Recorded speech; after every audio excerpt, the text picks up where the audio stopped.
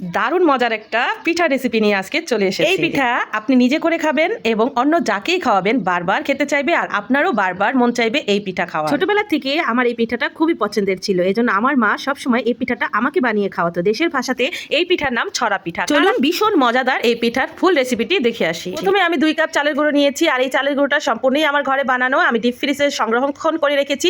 আপনারা চাইলে সেই ভিডিওটি দেখে আসতে পারেন। এই চালের গুঁড়া রেসিপিটি আমার চ্যানেলে দেওয়া আছে অলরেডি, আপনারা যে দেখে আসবেন। সেই চালের গুঁড়ার থেকে আমি 2 কাপ চালের গুঁড়ো নিয়েছি। চালের গুঁড়ো ভালো হলে পিঠাও হয় সুস্বাদু এবং অনেক মজাদার। আমি 2 কাপ চালের গুঁড়োয় 2 চামচ গুঁড়ো দুধ দিয়ে নিলাম। আর এই গুঁড়ো দুধগুলো ভালো করে মিক্স করে নিব, আর কিছুই দিব না, এটার সাথে শুধু চালের গুঁড়ো আর গুঁড়ো দুধ মিক্স করব। আমি মিক্স করে এক সাইডে চালের গুঁড়োটা রেখে দিয়ে এখানে আমি পাতিলে কিছুটা পানি দিয়েছি আর চুলাতে বসিয়ে দিয়েছি। এখানে পানির সাথে আমি অ্যাড করব একটু লবণ, কিছুটা নারিকেল এবং পরিমাণ মতো মিঠাই।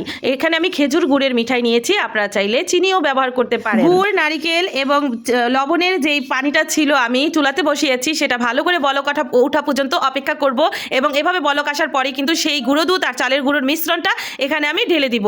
আর এই দিকে কিন্তু একেবারে সাবধানতা অবলম্বন করতে হবে, পানির পরিমাণটাও ঠিকঠাক মতো দিতে হবে। যেহেতু ফ্রিজিং করা চালের গুঁড়ো ছিল, এজন্য আমি 2 কাপ চালের গুঁড়োর সাথে 1.5 কাপ পানি দিয়েছি। চালের গুঁড়োগুলো উপর থেকে ছেড়ে দিয়ে আর নাড়ানাড়ি করব না, সেই পর্যায়ে ঢেকে রেখে দিব। ঢেকে রাখার পরে এই যে এরকম হয়ে যাবে, তারপরে আমি 5 মিনিট পরে খুলে দিয়ে এভাবে নেড়ে দিয়ে আবার ঢেকে রাখবো। সিদ্ধ হওয়ার জন্য ঢেকে রাখবো, তারপরে আবার 5 মিনিট, তারপরে কিন্তু এই যে খুলে দেখবো যে এটা পুরোপুরি সিদ্ধ হয়ে গিয়েছে। যে দেখেন পুরো শক্ত শক্ত চালের গুঁড়োটা হয়ে যাবে, সেই পর্যায়ে নামিয়ে নিয়েছি। এখানে একটা প্যানে আমি কিছুটা পানি এবং খেজুরের গুড়ের রস বানিয়ে নিলাম, মানে গুড়টা গলিয়ে নিলাম আঠা আঠা, একেবারে ঘন যখন হবে তখনই বুঝে নেবেন এই গুড়ের রসটা হয়ে গিয়েছে। আমি এখানে 2 লিটার দুধ একটু ঘন করে নিয়েছিলাম, তারপর আবার চুলোয় বসিয়ে দিলাম দুধটা বলক আসা পর্যন্ত। এইদিকে আমি যে গোলাটা তৈরি করে রেখেছিলাম সেটাও এখন মথে নিব, ভালো করে মথে নিতে হবে এইভাবে, একেবারে যতক্ষণ পর্যন্ত একটা মসৃণ ময়ান তৈরি না হবে সেই পর্যন্তই কিন্তু ভালো করে মথে নেবেন। তারপরে একে একে এই তো আমি ছড়া পিঠাগুলো বানিয়ে নিলাম, আর এভাবেই কিন্তু আমরা ছড়া পিঠা বানাই, আপনারা চাইলে অন্য কোনো ডিজাইনও বানাতে পারেন। এইদিকে 2 কেজি দুধ যখন কিনা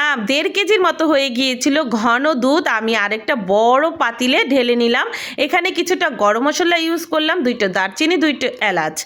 এখন ভালো করে আবার দুধগুলো বলকিয়ে নিব। বলক ওঠার সাথে সাথেই কিন্তু আমি 2-4টা করে পিঠা ছাড়া শুরু করব। একসাথে পিঠাগুলো দিবেন না, তাহলে একটার সাথে একটা লেগে যাবে, ভেঙে যাওয়ার সম্ভাবনা থাকবে। এজন্য অল্প অল্প করে পিঠা দিবেন, আর পিঠাগুলো একটু একটু নেড়ে দিবেন। একটু নাড়ার পরে আবার পিঠা ছাড়বেন। এভাবে কিন্তু আমি সবগুলো পিঠা এভাবেই ঢেলে নিব, দিয়ে দিব দুধের ভিতরে, আর দিয়ে কিন্তু সুন্দর করে জাল করে নিব। এই যে দেখেন আমি একটা করে পিঠা ছাড়ছি এবং একটু পরপর একটু নাড়াচাড়া করে নিচ্ছি। এই নাড়াচাড়া করে নেওয়াতে কিন্তু একটার সাথে একটা পিঠা লাগবেও না, আর পিঠাও ভেঙে যাওয়ার সম্ভাবনা থাকবে না, আর পাতিলেও লেগে যাওয়ার সম্ভাবনা থাকবে না। যেহেতু এটা চালের মিশ্রণ, সেই ক্ষেত্রে পাতিলেও লেগে যাওয়ার সম্ভাবনা থাকতে পারে। আমার কিন্তু সবগুলো পিঠা দেওয়া হয়ে গিয়েছে, সেই পর্যায়ে কিন্তু এই যে এরকম ঘন ঘন হয়ে এসেছে। এখানে আমি কোনো চালের গুঁড়া ইউজ করি নাই, কিচ্ছু ইউজ করি নাই, এমনিতেই ঘন হয়ে গিয়েছে। এখন আমি সেই খেজুরের রসটা যেটা করে রেখেছিলাম আগে, সেই রসটা ঢেলে দিলাম। ঢেলে ভালো করে নেড়ে ছেড়ে বলকিয়ে আমি আবার পরিবেশন করে নিচ্ছি। এই যে দেখেন পিঠাগুলো কেমন হয়েছে, দেখতে যেমন লোভনীয় হয়েছে, খেতেও কিন্তু দারুণ হয়েছিল। এভাবে বাসায় তৈরি করে পিঠা খেয়ে দেখবেন, একেবারে সবার মন জয় করে ফেলবেন। খুবই মজাদার, খুবই টেস্টি এই পিঠাটা। আপনারা বাসায় যে কোনো সিজনে বানিয়ে খেতে পারেন। আমি কিন্তু এটা গরম আর শীত নেই, যখন ইচ্ছা তখনই বানিয়ে খেয়ে নেই এই সুস্বাদু মজাদার এই ছড়া পিঠা। কার দেশে কি বলে জানি না, আমরা এটাকে ছড়া পিঠা বলি।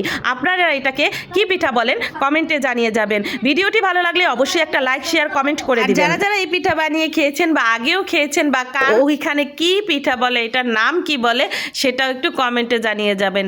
আর এই পিঠাটা খেতে কেমন হয় সেটা কিন্তু অবশ্যই জানিয়ে যাবেন। আমার ছোটবেলার থেকে এই পিঠাটা খুবই পছন্দের তালিকার একটা পিঠা। যাই হোক, আজকের ভিডিওটি এই পর্যন্তই, এবং নিত্য নতুন ভিডিও এবং রেসিপি পেতে আমার চ্যানেলে চোখ রাখুন। আর আমি কিন্তু এখন গরম গরম পিঠা খেয়ে নিচ্ছি। সবাই ভালো থাকবেন, সুস্থ থাকবেন। আজকের মতো বিদায় নিচ্ছি। আল্লাহ হাফেজ, আসসালামু আলাইকুম।